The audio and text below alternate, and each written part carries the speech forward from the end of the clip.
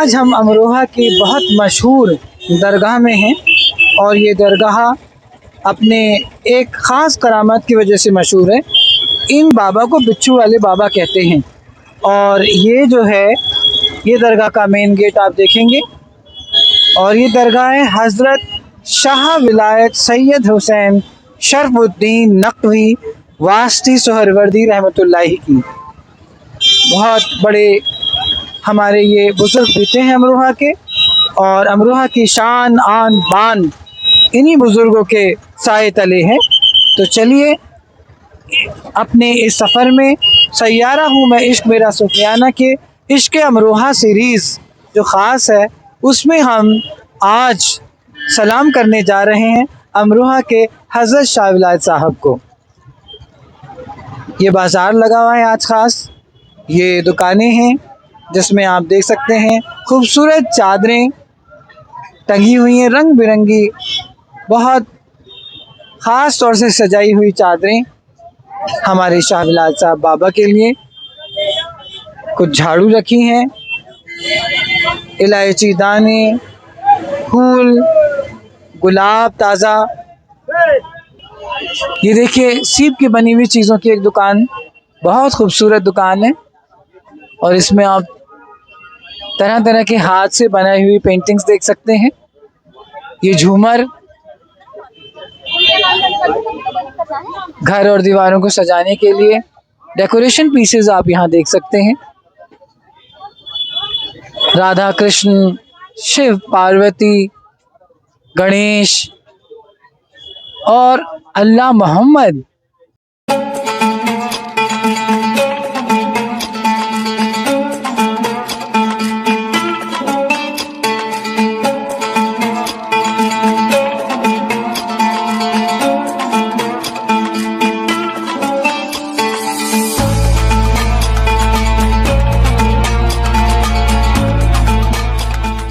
तो ये दुकान हम आपको दिखा रहे थे, हाथ से खूबसूरत बने हुए ये डिज़ाइन, ये मेज़पोश और तरह तरह के इन शेप्स में इनको बनाया गया है। और चलिए इनसे पूछते हैं कि ये कहाँ से आए हैं और कैसे तैयार कराया इन्होंने। हम यहीं के ही हैं, अमरोहा के। और अमरोहा में किस जगह से हैं? ये धनौरा बस्ती से जी। तो ये क्या चीज़ है उसके बारे में कुछ बताएंगे? ये उनके झालर, तकिया, ड्रेसिंग, थालपोश ये चीज है जी। तो ये इसकी कॉस्ट क्या है? झालर है 90 रुपए की, थालपोश छोटा है 80 रुपए का, बड़ा है 150 का, तकिया का जोड़ा है 200 का, ड्रेसिंग 200 की है, मेज का 200 का है। इसको कौन बनाते हैं, मतलब ये जो कारीगर हैं कहाँ हैं जो बनाने वाले? ये हल्द्वानी में है जी। तो आप यहाँ पर हर साल आते हैं या कभी कभी? ये 12 महीने लगता है, ये हर जुमेरात को, हर हफ्ते एक बार। तो ये थे यहाँ के खूबसूरत नमूने और जो कि आपको शाह विलायत साहब के जुमेरात की मार्केट में मिल सकते हैं।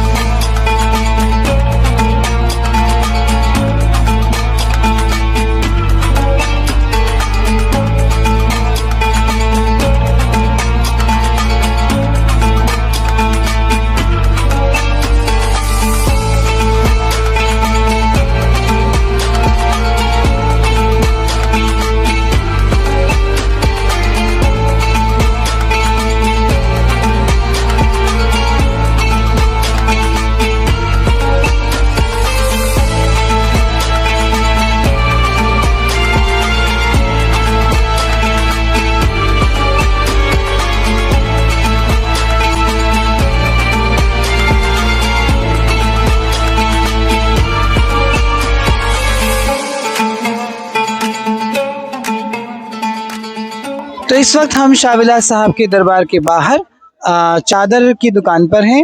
चादरें बहुत खूबसूरत सजी हुई हैं और दरगाह में दाखिल होने से पहले चादर लेनी पड़ती है ताकि अपने पीर की शान में उनकी ताज़ीम को बढ़ाने के लिए चादर पोशी की जाए। तो आइए हम बात करते हैं एक साहब से जो कि चादर बेचने का काम करते हैं। आपका नाम क्या है? शकूर अहमद।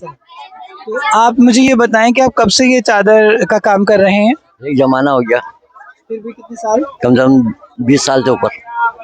तो ये बताएं ये चादरें सजती कहाँ हैं और क्या क्या इनकी कीमत है? ये यहीं बिकती हैं, 100 से लेके 500 रुपए तक, 1100 रुपए तक, 2100 रुपए तक चादर मिलती है। तो इन चादरों को सजाता कौन है, वो कारीगर कौन है? ये बाहर से आती हैं चादरें, मथुरा से। तो आप देख रहे हैं साइरीन कितनी खूबसूरत चादरें हैं जो हाथ का काम है इन पर, और बेइंतहा नफीस काम किया गया है, और अलग अलग तरह के कपड़ों पर ये कारीगरी की गई है। और मथुरा से ये चादरें आती हैं। मथुरा श्री कृष्ण की जन्मभूमि, मथुरा वृंदावन हमें मंदिरों के बीच में ले जाता है, और वो मंदिरों और एक अध्यात्म की नगरी, वहाँ से ये चादरें सूफी संतों की दरगाह पर चढ़ने के लिए आ रही हैं। है ना कितना खूबसूरत देश। तो आप मुझे बताएंगे यहाँ पे ज़ायरीन कहाँ कहाँ से आते हैं? ज़ायरीन तो यहाँ पर दुनिया के हर कोने कोने से आते हैं। यहाँ तलक के हिंदुस्तान के बाहर तलक से लोग यहाँ पर बाबा के यहाँ बिच्छू देखने के लिए करा आते हैं खास तौर से। तो जैसे इन्होंने बताया कि यहाँ पर पूरी दुनिया से लोग आते हैं हज़रत शाह विलायत साहब के दर्शन करने के लिए, और उनकी उस करामात को बार बार याद करने के लिए कि जो अपने आप में बेमिसाल थी।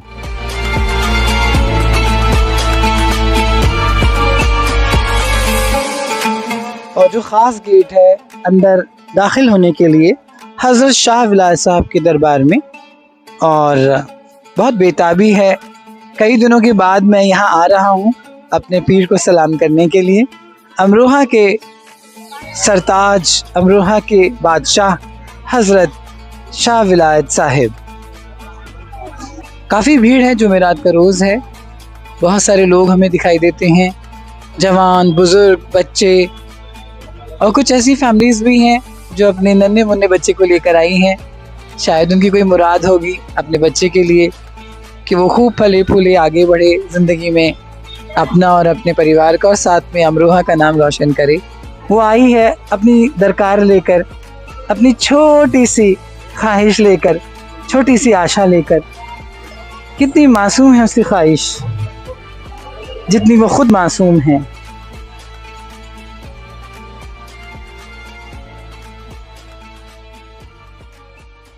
यहाँ अलग अलग लोग हैं जो अगरबत्तियाँ लेकर खड़े हैं। पूरी जो विंग है वो अगरबत्तियों से महक रही है, और इसके अलावा छोटे छोटे दिए जल रहे हैं।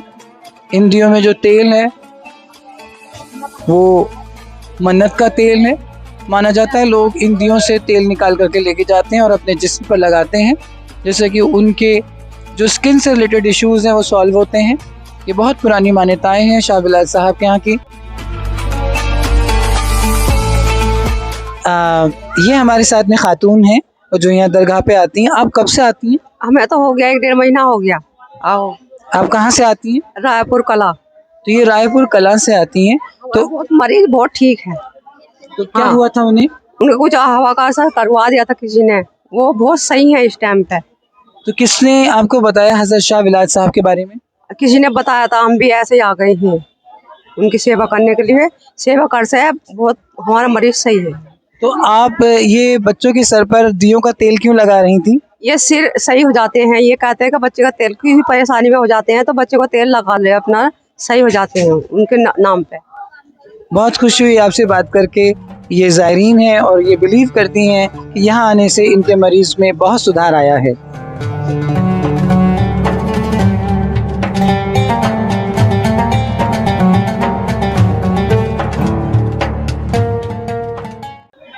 इन दियों को देखिए, हिंदुस्तान में कितनी जगहों पर अलग अलग तरीके से दिए जलाए जाते हैं, चाहे वो दिवाली पर जलाए जाने वाले दिए हों, चाहे वो गुरु पर्व पर गुरुद्वारे में जलाने वाले दिए हों, और चाहे दरगाहों पर दिए जलाए जाते हों। और क्रिसमस के ज़माने में कैंडल्स भी जलाई जाती हैं चर्चेज़ में। तो ये खूबसूरत भारत है, इनक्रेडिबल इंडिया है, जहाँ पे अलग अलग तरह की कल्चर्स हैं, अलग अलग तरह की मान्यताएं हैं।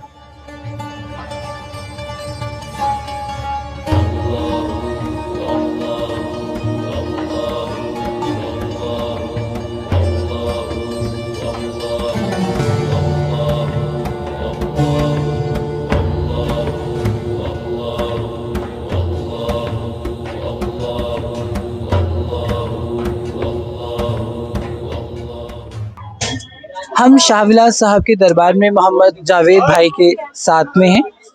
वो ये झाड़ू से साफ करने का काम करते हैं, ये सफाई करते हैं, रूहानी सफाई। तो देखिए कितनी महिलाएं यहाँ आ रही हैं, अपनी अपनी परेशानियां उनके सामने लेके ये झाड़ू से झाड़ रहे हैं।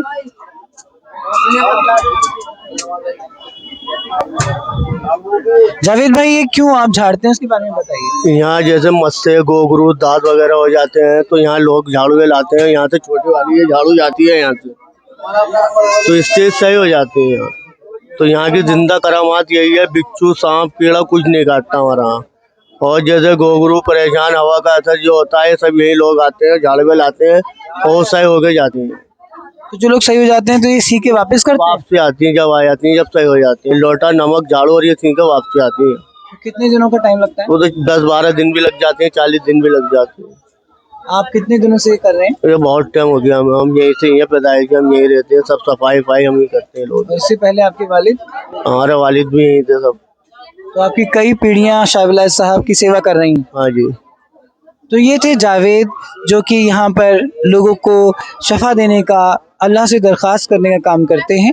यहाँ आपने सुना किसी तरह के कीड़े काटने या कोई ऐसी बीमारी जो कि कीड़ों के ज़रिए हो जाती है, उसको सही करने का काम ये शाहविलास साहब की दरगाह में होता है। बहुत दूर से लोग यहाँ आते हैं अपना इलाज करवाने के लिए।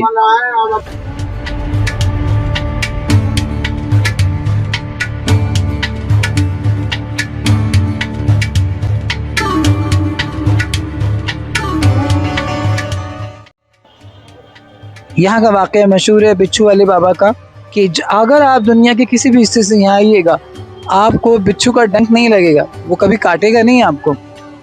ये देखिए, अब ये दिखा रहे हैं बिच्छू को, इन्होंने अपने हाथ में सोया हुआ बिच्छू जगा दिया है और ले लिया है।